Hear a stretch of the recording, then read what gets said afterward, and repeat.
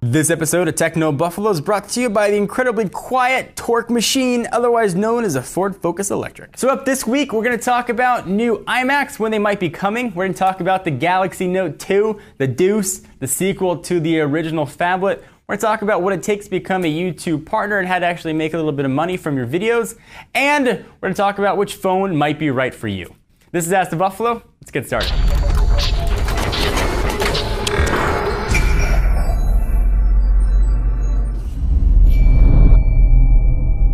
The first question comes from @PotatoKing69. John, do you think there'll be a new range of iMacs near Christmas time? Truthfully, I thought we were going to have new iMacs a few months ago. So yes, absolutely. By the time the holiday shopping season comes around, I can guarantee you we will have new iMacs. It might not look different, but the internals will be upgraded. We're hearing rumors about an iMac with a retina display. We've heard rumors of thinner iMacs ditching the optical drive. We've heard all kinds of crazy things. Maybe iMacs going all touch, which I wouldn't take to the bank. But we'll definitely have new iMacs before the holiday shopping season. iMacs are generally one of Apple's best-selling desktops. They don't really even look at the Mac Pro anymore, and they'd be foolish to leave that pretty much stagnant for the better part of a year. So yes, absolutely, if you want to get a new iMac, wait a couple months. I would expect though that we'll see an update sometime in October, sort of people get into that November shopping season. Hopefully that helped answer your iMac needing question. User @KEB00000 asks, @John4Lakers, should I buy a Galaxy Nexus or Galaxy S3? Or should I wait until the next Nexus comes out? I know I'm going to root and install CyanogenMod 10 on either. That's a good question. If you asked me that yesterday,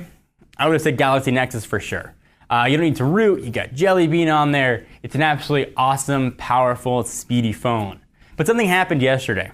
I was staring at a Galaxy S3 sitting on my desk, and I was sad that it still had ice cream sandwich on it and it couldn't take advantage of all the Jelly Bean action out there. But I decided to jump into the world of rooting and custom ROMs. And that's exactly what I did with what's my new daily driver, the Galaxy S3. So I'm running an ASOP ROM. It's a modified version of CyanogenMod 10.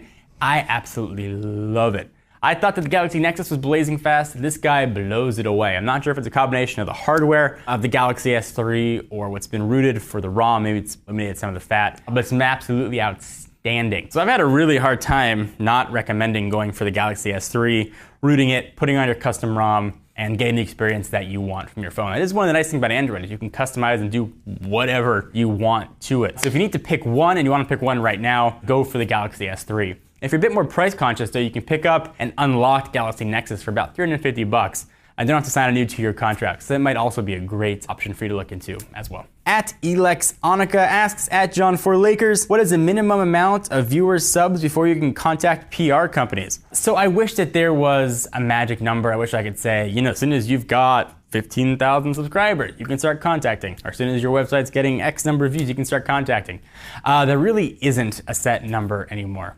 Talked about this in regards to YouTube partnerships in the past, but now YouTube has sort of opened the partnership program up to everybody. But folks think that getting hardware is the best way to sort of make money from the tech world because you have products to actually show. In a lot of ways, that's true. The best thing I can say, and what I did when I started out, was I look at a company that I wanted to perhaps work with, and I'd find the press release they put out. At the bottom, you can search for Company X press release on Google, and you can find it. Go to the bottom, and generally there's a contact form. There's a press person, a media outreach that you can contact. And I can't stress this enough. Think very clearly and succinctly about what you're writing. Make sure it's clear, professional, and spell checked. Don't write it on your iPhone with spelling errors and words misplaced.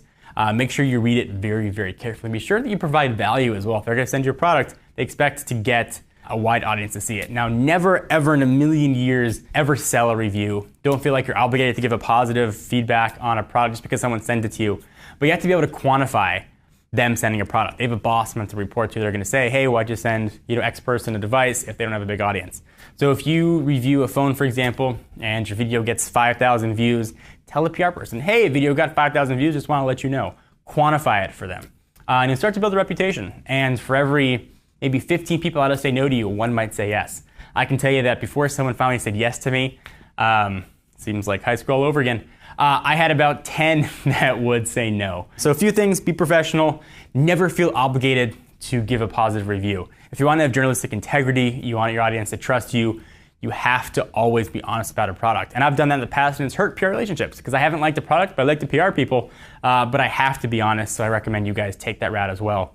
Otherwise, if you don't have trust in your audience, then you really have nothing. All right, so let's take a minute from talking about tech to talk about cars. I have been driving a Ford Focus Electric for the better part of 3 weeks right now. This car is 100% electric. There's not a drop of gas this thing takes, and it's been beyond awesome. And I've absolutely loved driving the Ford Focus Electric. 0 to 30 times are crazy fast. I am creepy quiet. Driving out the car makes really no noise. It's changed the way I drive. Regenerative braking is awesome. I found myself when I drive regular internal combustion cars now trying to regen brake. You have to drive an electric car to experience what it's like. It's got a range of about 76 miles. I've had 0 range anxiety doing everyday driving. In fact, the farthest I've gone has been 40 miles. I've still had 30 in reserve. I plug it in at night, and it's got some cool LED lights that glow around it, and it's been pretty awesome to drive. One of the coolest things, though, about the Ford Focus Electric is the My Ford mobile app. It helps you sort of alleviate some of the anxiety you have with driving an electric car. It'll tell you how much charge you have left. It gives you a map of charging stations. Just gives you a way to interact with your car you've never really had before, and it's a lot of fun. Definitely give it a shot, and go to your Ford dealer and try a new Focus Electric. I think you're gonna really like it. User @BradleyWasHere asks, @John4Lakers, what are your impressions of the Galaxy Note 2? Do you feel like it's a worthy successor as your daily driver? The Galaxy Note 2 is, in my mind, totally awesome. I loved the original 5.3-inch Galaxy Note, probably one of my favorite phones the past few years. This guy keeps the same size, but gets bigger. It's now 5.5 inches of phone hotness. It's got a 280 by 720 pixel resolution, a 6.9 aspect ratio. Got a quad-core processor clocked at 1.6 gigahertz. This thing is screaming fast. And a 3100 milliamp hour battery, all packed and running. Android 4.1 Jelly Bean. Totally a worthy successor. I cannot wait to try this phone. Cannot wait, cannot wait, cannot wait. It is going to be in my pocket. I can't wait for people to look at me funny thinking I'm holding a tablet up to my head. I am excited about it. It's powerful, it's fast, it's running the newest operating system. I give Samsung credit for getting Jelly Bean on this thing and not dripping with ice cream sandwich. Yes, yes, yes, Galaxy Note, new hotness. Wait for it if you love the original Galaxy Note. I think it's gonna be a really, really worthwhile upgrade. Todd Hazelton, our head of mobile, had a chance to check it out at IFA. He came away really impressed. Thank you guys for watching another episode of Ask the Buffalo. Be sure to check us out at technobuffalo.com for the latest and greatest tech news. I'm John Rettinger. See you in the next video. Whoa, hold on there. It's John Q here from Techno Buffalo with a really quick message for you folks out there. You guys like Techno Buffalo, right? Of course you do. Well, we need your help.